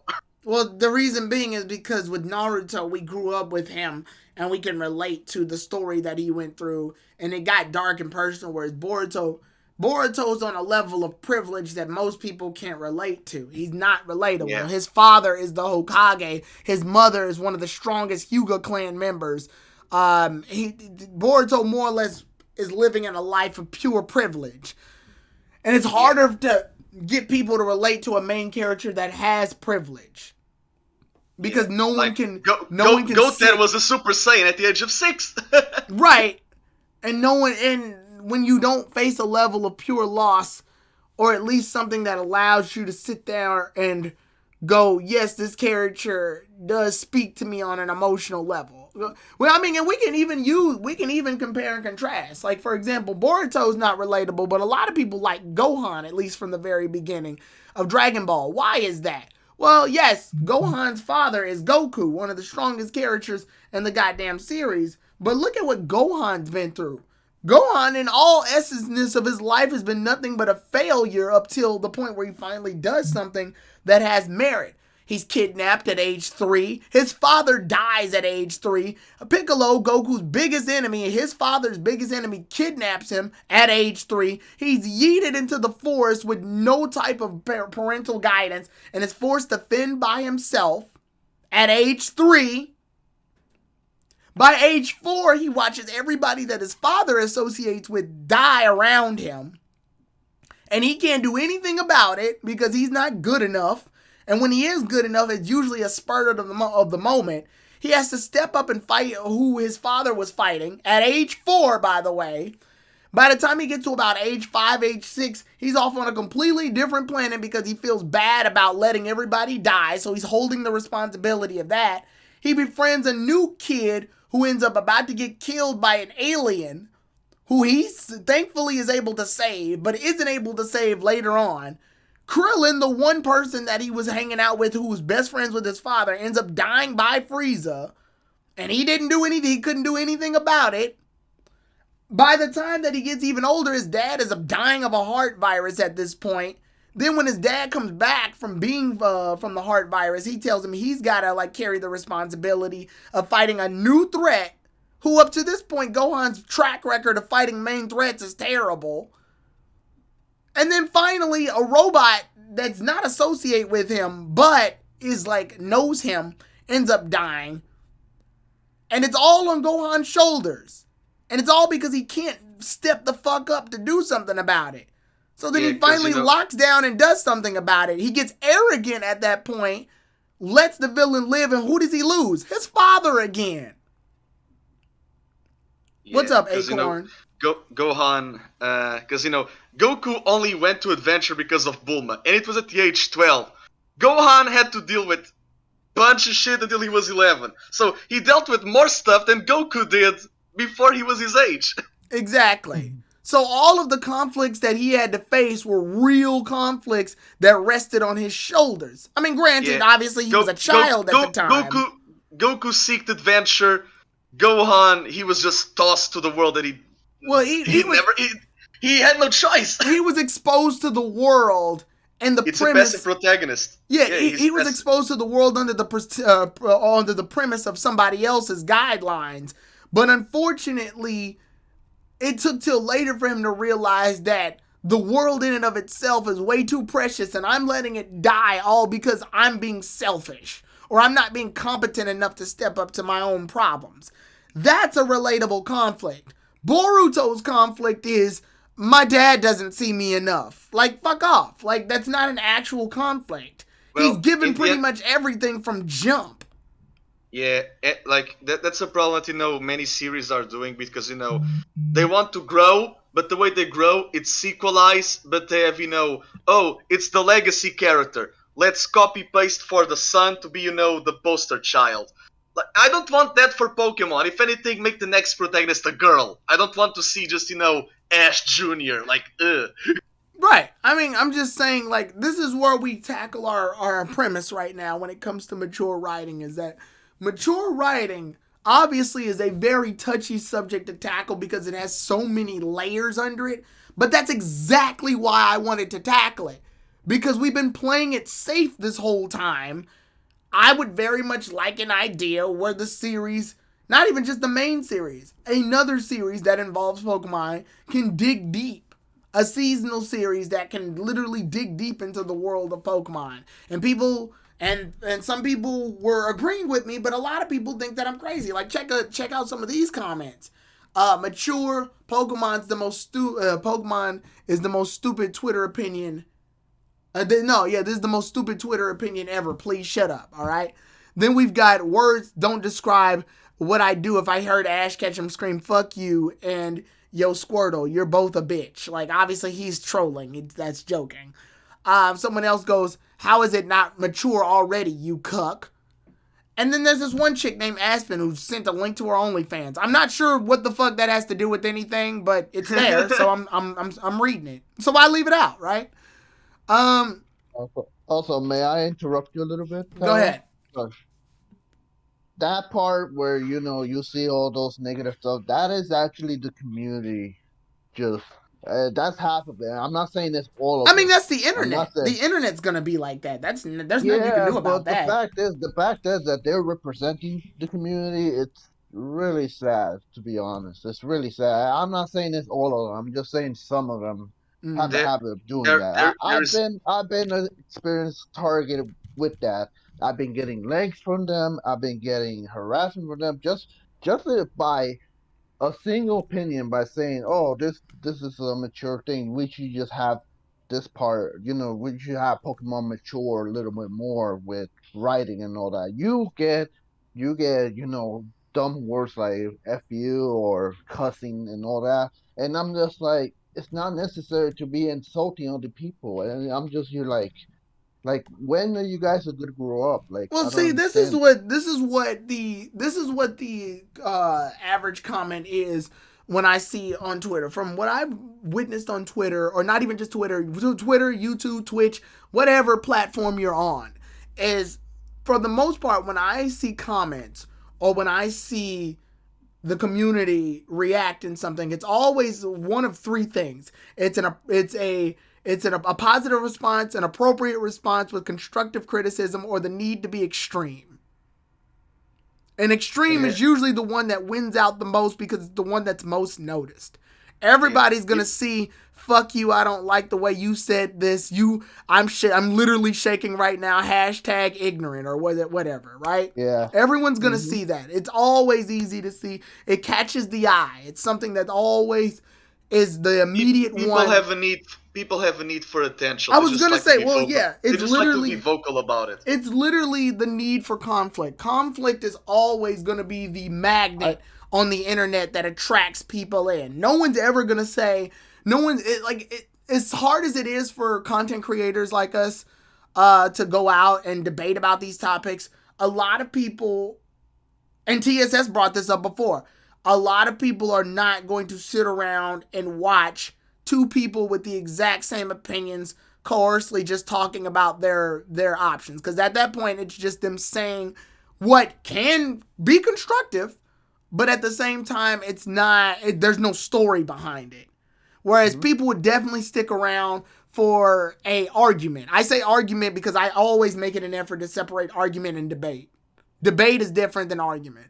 Debate is, I agree with your opinion to some degree, however, I feel that this is this, or I disagree with that simply because I can use an example from this to counteract this to prove my point for this. An argument is, no, an argument is chaotic. It's cutting people off. It's saying, well, that's not true because this, or no, because this.